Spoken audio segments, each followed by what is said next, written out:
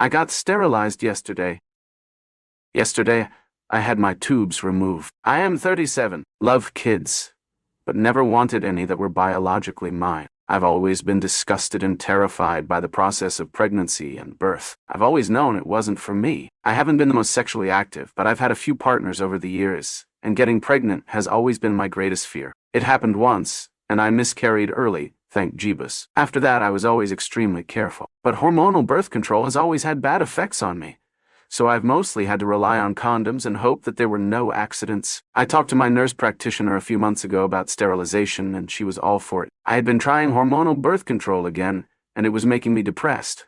Plus, I smoke, so my NP was worried about the risk of stroke. She told me she would make a referral to the surgeon, but that it would be his call whether or not to perform the surgery. I was so nervous that the surgeon, a man, would turn me down. Even though I'm a little old to have a baby now, it would still have been possible, and I expected resistance, a lecture about how I may change my mind, or about how my partner might change his, etc. I didn't get any of that, though. The surgeon was perfectly respectful and willing. We went over the risks of surgery, and once he was sure I understood those, he had his assistant put me on the schedule. So the procedure was yesterday. It went so well. They removed my tubes completely, so there's no chance of failure. Basically, I went to sleep and woke up a couple hours later a teensy bit sore. The pain felt like moderate period cramps for a couple hours.